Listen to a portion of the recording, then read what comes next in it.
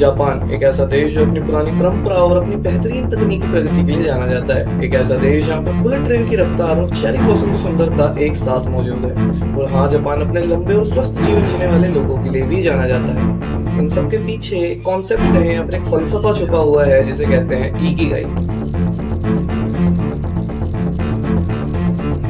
Ikigai सिर्फ एक शब्द ही नहीं है, ये एक जीवन शैली है, या फिर कहें ये एक सॉफ्ट पॉइंट है जहाँ पर आपकी पसंद, आपकी काबिलियत, लोगों की जरूरत और आपकी रोजी रोटी आकर मिलते हैं। तो आज की इस वीडियो में हम इसी इकिगाई के बारे में बात करने वाले हैं और शायद से आपको भी आपका एक इकिगाई मिल जाए जो आपके हर दिन को अर्थपूर्ण बना दे।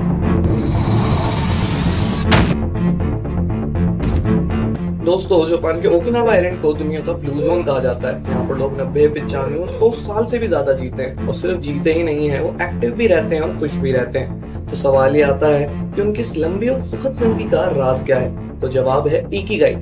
इकिगाई दो जापानी शब्दों से मिलकर बना है। इकी का मतलब है लाइफ और गाई का मतलब है मूल्य या पर्पस। तो इकिगाई का मतलब है जीवन जीने का मकसद या पर्पस, ऐसी चीज जो आपको रोज सुबह उठने पर मजबूर करे।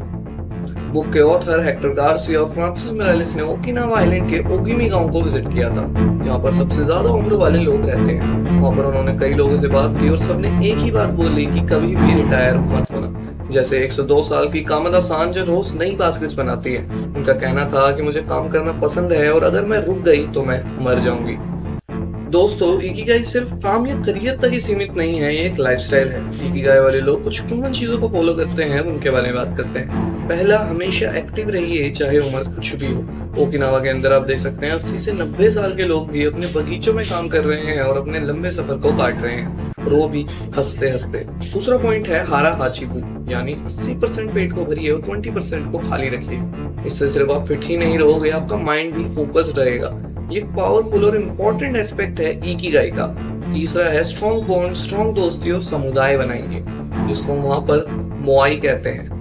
मोआई एक ऐसा सोशल ग्रुप होता है जहां पर लोग आपको अप्स एंड डाउन्स में आपकी हेल्प करते हैं, आपको इमोशनली सपोर्ट करते हैं और आपके साथ हमेशा खड़े रहते हैं। ओकिनावा के अंदर भी लोग अपने मोआई बनाकर रहते हैं और उसमें बहुत ज्यादा एक्टिव रहते हैं। अब जापान के अंदर देख सकते हैं 50-50, 60-60 साल के लोग भी बाइक्स लेकर बाइक राइडिंग पर जाते हैं, क्योंकि उनकी वो हॉबी है।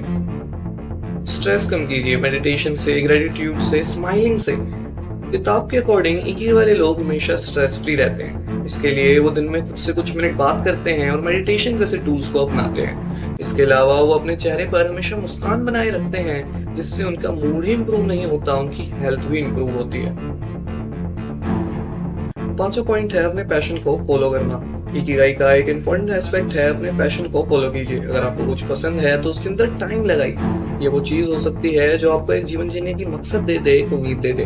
आपको जानकर हैरानी होगी, ओकिनावा के अंदर 80 से 90 साल के लोग भी कुकिंग करते हैं, गार्डनिंग करते हैं और यहाँ तक कि मार्शल आर्ट्स तक करते हैं। एक यूट्यूबर अजय पांडे, उन्होंने एक वीडियो घेरी थी, उसके अंदर वो बाइक राइडिंग पर जाते हैं अपनी दोस्त के साथ जिनकी उम्र 50 से 55 साल है, और वो बाइक राइडिंग पर जाती रहती हैं क्योंकि उनकी ये एक हॉबी है। उसी वीडियो के अंदर उन्हें अंकल मिलते हैं जिनकी उम्र इतनी ज्यादा है कि उनसे चला भी नहीं जा रहा, तब भी वो कैमरा लेकर निकले हुए हैं फोटोज खींचने के लिए, क्योंकि उन्हें वो पसंद है। जब हम बात करते हैं इकिगाई की यानी जापानीज लाइफ फिलोसफी की, तो उनकी डाइट एक बहुत बड़ा रीजन है उनके फिट लाइफस्टाइल का। ये रहे 5 पॉइंट जिससे वो फिट रहते हैं। पहला है 80% का खाना। इसके बारे में हम पहले ही बात कर चुके हैं, इसलिए हम दूसरे पे चलते हैं। वो है कलरफुल मील्स खाना, जिसे वहां पर कहते हैं इचिजू सानसाई। उनकी एक थाली के अंदर होते हैं कुछ राइस, एक सूप और कुछ वेजीज या फिश। और दूसरा पॉइंट है ज्यादा फिश और प्लांट्स और कम रेड मीट। उनका खाना ओमेगा 3 से रिच होता है, स्पेशली बिकॉज ऑफ फिश। तीसरा पॉइंट है फर्मेंटेड फूड्स खाना, जैसे पिकल्स और मीसो सूप, जो उनके डाइजेशन में भी हेल्प करते हैं और उनकी इम्यूनिटी को भी नेचुरली बूस्ट करते हैं। पांचवा पॉइंट है green tea culture. Green tea उनके लिए सिर्फ एक ड्रिंक ही नहीं है, एक रिचुअल है, एक डेली रूटीन की तरह है, और उससे उनका माइंड काम रहता है और उनकी बॉडी भी डिटॉक्स होती है। जापानीज लाइफस्टाइल का एक और खूबसूरत हिस्सा है उनका वॉकिंग कल्चर, यानी वो ज्यादातर चल के जाना पसंद करते हैं हर जगह, चाहे स्कूल जाना हो, शॉपिंग पर जाना हो या काम पर जाना हो। तो उसके वॉकिंग उन्हें एक्टिव रखती है और उनकी हार्ट हेल्थ को बनाए रखती है और उनके माइंड को भी रिलैक्स रखती है। ये सिर्फ एक्सरसाइज नहीं है, ये एक स्लो स्टडी तरीका है प्रेजेंट मोमेंट में जीने का और नेचर के करीब रहने का। हाँ, वॉकिंग से वो नेचर के करीब भी रहते हैं और हर सीजन को महसूस कर पाते हैं, जैसा सेम हमें इकिगाई सिखाता है। अगली बार जब आप किसी को मिले तो उनसे ये जरूर पूछेगा कि उनका इकिगाई क्या है। शायद से सवाल उनकी जिंदगी बदल दे। अगली बार मिलेंगे किसी और टॉपिक के साथ। बाय।